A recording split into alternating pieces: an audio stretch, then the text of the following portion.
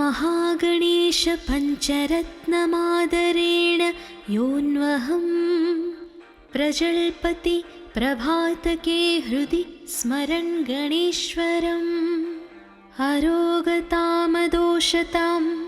सुसाहितिं सुपुत्रतां समाहितायुरष्टभूतिमभ्युपैति सोच्चिरात्।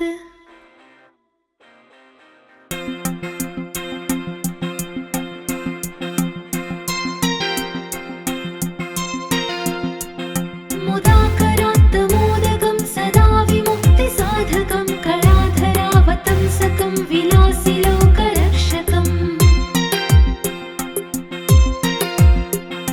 अनायकैकनायकं विनाशितेभदैत्यकं नतासुभासुनाशकं नमामि तं विनायकम्। नदीतरातिभीकरं नवोदितार्कभास्वरं नमत्सुरारिनिच्चरं नताधिकापदुद्धरम् सुरेश्वरं निधीश्वरं गजेश्वरं गणेश्वरं महेश्वरं तमाश्रये परात्परं निरन्तरम्। समस्तलोकशङ्करं निरस्तदैत्यकुञ्जरं दरेदरोदरं वरं वरे भवत्रमक्षरम्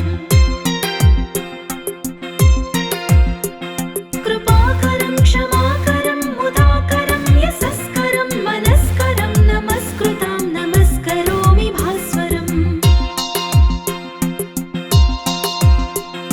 अकिञ्चनातिमार्जनं चिरन्तनोक्तिभाजनं पुरारिपूर्वनन्दनं सुरारिगर्वचर्वणम्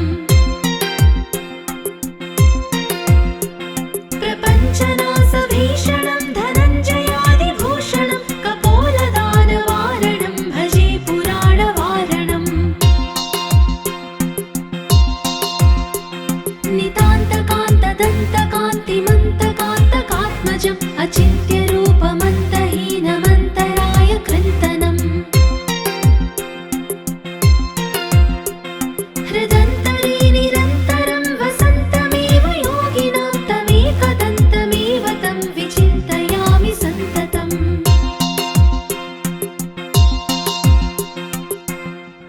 महागणेश पञ्चरत्नमादरेण योऽन्वहं प्रजल्पति प्रभातके हृदि स्मरन् गणेश्वरम् अरोगतामदोषतां सुसाहितिं सुपुत्रतां समाहितायुरष्टभूतिमभ्युपैति सोच्चिरात्।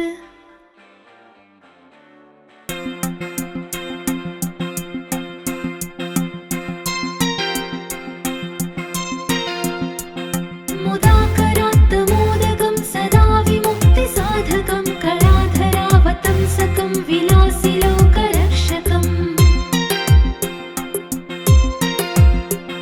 अनायकैकनायकं विनाशितेभदैत्यकं नतासुभासुनाशकं नमामि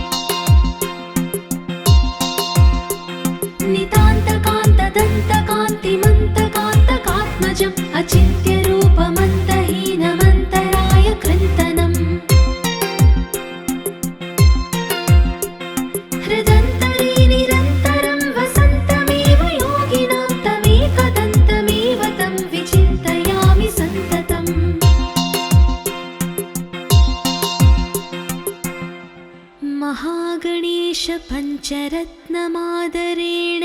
योऽन्वहं प्रजल्पति प्रभातके हृदि स्मरन् गणेश्वरम् अरोगतामदोषतां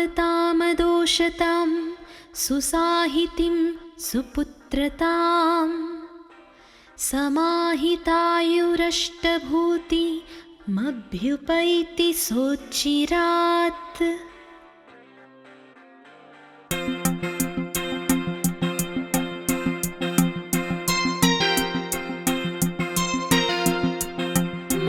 मुदाकरात्तमोदकं सदा विमुक्तिसाधकं कलाधरावतंसकं विलासिलोकरक्षकम् अनायकैकनायकं विनाशितेभदैत्यकं नतासुभासुनाशकं नमामि तं विनायकम् नदेतरादिभीकरं नवोदितार्कभास्वरं नमत्सुरारिनिच्चरं नताधिकापदुद्धरम् सुरेश्वरं निधीश्वरं गजेश्वरं गणेश्वरं महेश्वरं तमाश्रये परात्परं निरन्तरम् समस्तलोकशङ्करं निरस्तदैत्यकुञ्जरं दलेदरोदरं वरं वरे भवक्त्रमक्षरम् कृपाकरं क्षमाकरं मुदाकरं यशस्करं मनस्करं नमस्कृतां नमस्करोमि भास्वरम्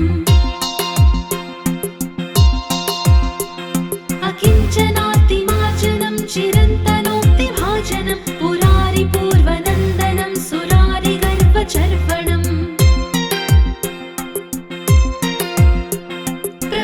प्रपञ्चनाशभीषणं धनञ्जयादिभूषणं कपोलदानवारणं भजे पुराणवारणम्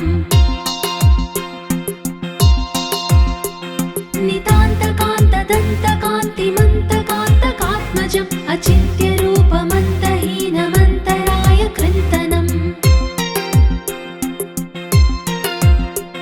हृदन्तरे निरन्तरं वसन्तमेव योगिनां तमेकदन्तमेव तं विचिन्तयामि सन्ततम्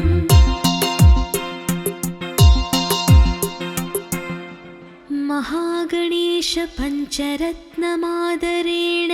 योऽन्वहं प्रजल्पति प्रभातके हृदि स्मरन् गणेश्वरम् अरोगतामदोषतां सुसाहितिं सुपुत्रतां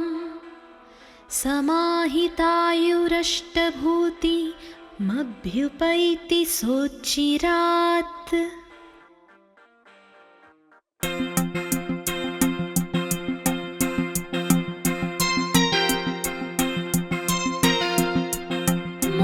मुदाकरात्तमोदकं सदा विमुक्तिसाधकं कलाधरावतंसकं विलासिलोकरक्षकम् अनायकैकनायकं विनाशितेभदैत्यकं नतासुभासुनाशकं नमामि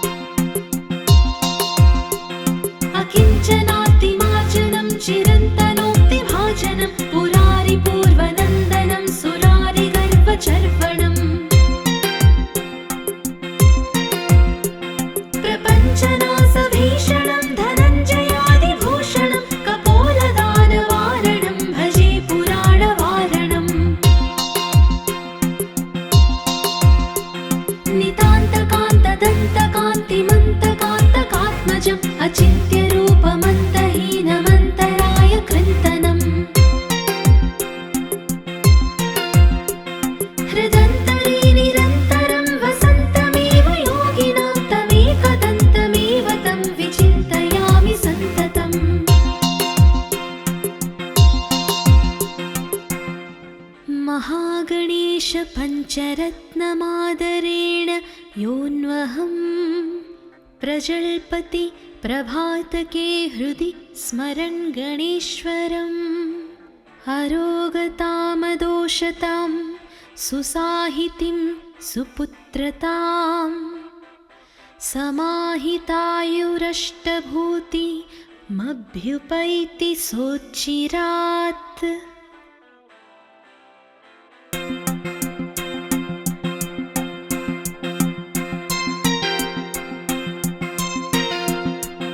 मुदाकरात्तमोदकं सदा विमुक्तिसाधकं कलाधरावतंसकं विलासिलोकरक्षकम्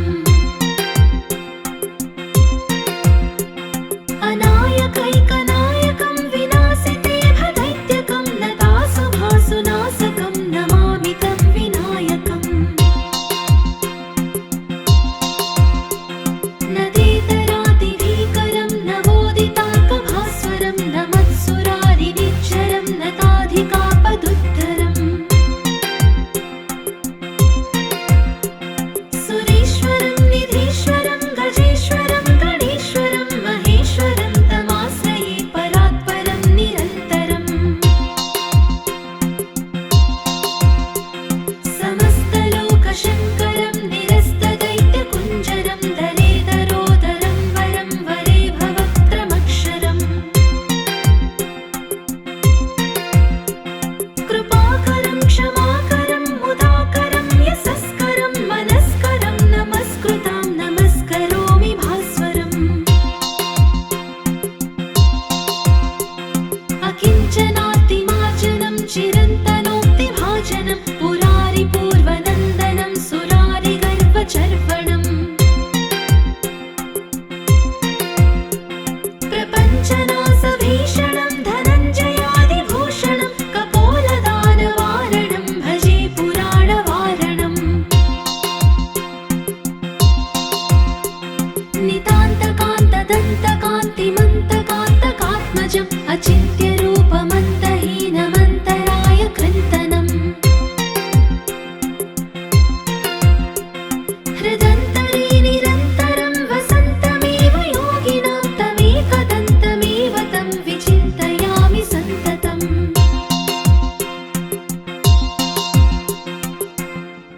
महागणेशपञ्चरत्नमादरेण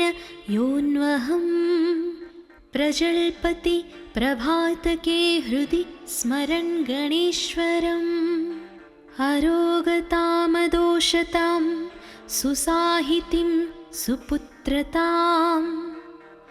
समाहितायुरष्टभूतिमभ्युपैति सोच्चिरात्।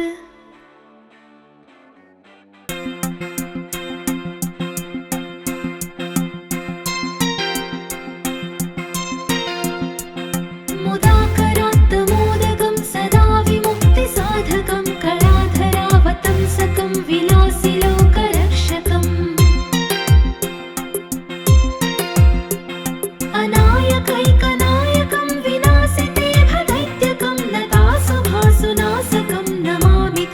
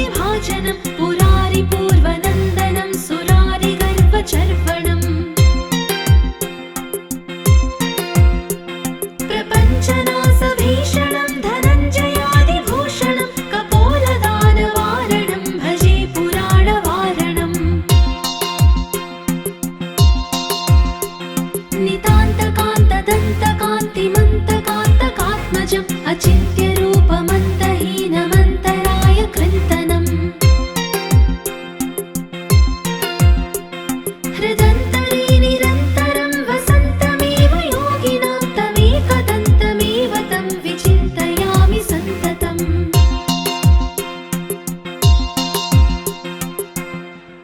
महागणेश पञ्चरत्नमादरेण योऽन्वहं प्रजल्पति प्रभातके हृदि स्मरन् गणेश्वरम् अरोगतामदोषतां सुसाहितिं सुपुत्रतां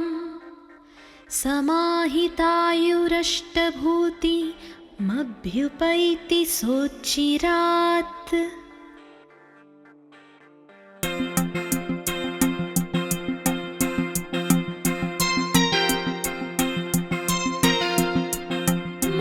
मुदाकरात्तमोदकं सदा विमुक्तिसाधकं कलाधरावतंसकं विलासिलोकरक्षकम् अनायकैकनायकं विनाशिते भदैत्यकं नतासुभासुनाशकं नमामि तं विनायकम् नदेतरातिभीकरं नवोदितार्कभास्वरं नमत्सुरारिनिच्चरं नताधिकापदुद्धरम् सुरेश्वरं निधीश्वरं गजेश्वरं गणेश्वरं महेश्वरं तमाश्रये परात्परं निरन्तरम् समस्तलोकशङ्करं निरस्तदैत्यकुञ्जरं दरेदरोदरं वरं वरे भवक्त्रमक्षरम् कृपाकरं क्षमाकरं मुदाकरं यशस्करं मनस्करं नमस्कृतां नमस्करोमि भास्वरम् अकिञ्चनातिमार्जनं चिरन्तनोक्तिभाजनं पुरारिपूर्वनन्दनं सुरारिगर्वचर्वणम् प्रपञ्चनाशभीषणं धनञ्जयादिभूषणं कपोलदानवारणं भजे पुराणवारणम्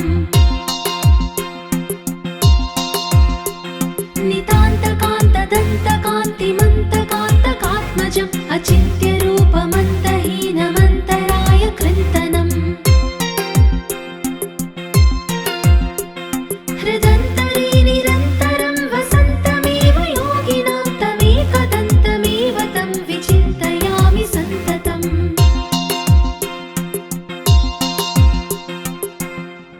महागणेश पञ्चरत्नमादरेण योऽन्वहं प्रजल्पति प्रभातके हृदि स्मरन् गणेश्वरम् अरोगतामदोषतां सुसाहितिं सुपुत्रतां समाहितायुरष्टभूतिमभ्युपैति सोच्चिरात्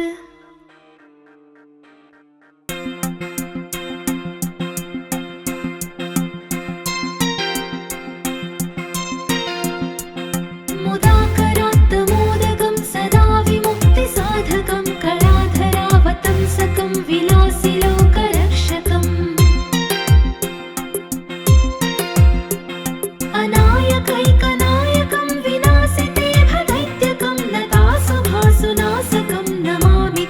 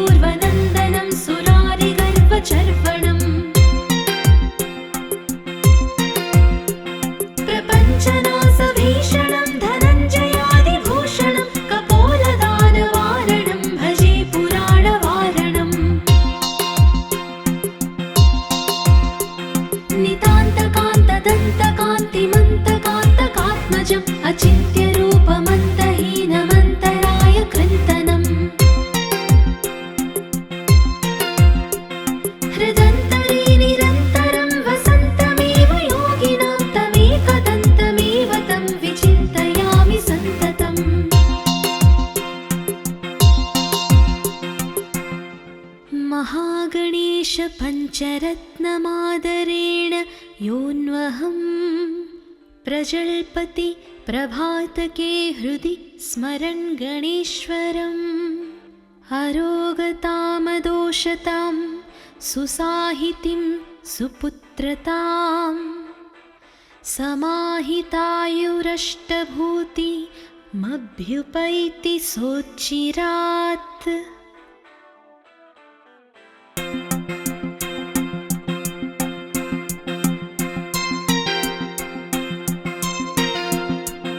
मुदाकरात्तमोदकं सदा विमुक्तिसाधकं कलाधरावतंसकं विलासिलोकरक्षकम् अनायकैकनायकं विनाशितेभदैत्यकं नतासुभासुनाशकं नमामि तं विनायकम् नदेतरादिभीकरं नवोदितार्कभास्वरं नमत्सुरारिनिच्चरं नताधिकापदुद्धरम् सुरेश्वरं निधीश्वरं गजेश्वरं गणेश्वरं महेश्वरं तमाश्रये परात्परं निरन्तरम् समस्तलोकशङ्करं निरस्तदैत्यकुञ्जरं दरेदरोदरं वरं वरे भवक्त्रमक्षरम् कृपाकरं क्षमाकरं मुदाकरं यशस्करं मनस्करं नमस्कृतां नमस्करोमि भास्वरम् अकिञ्चनातिमार्जनं चिरन्तनोक्तिभाजनं पुरारिपूर्वनन्दनं सुरारिगर्वचर्वणम् प्रपञ्चनाशभीषणं धनञ्जयादिभूषणं कपोलदानवारणं भजे पुराणवारणम् नितान्तकान्तदन्तकान्तिमन्तकान्तकात्मजम् अचिन्त्यरूपमन्तहीनमन्तराय कृन्तनम् हृदन्तरे निरन्तरं वसन्तमेव योगिनां तमेकदन्तमेव तं विचिन्तयामि सन्ततम्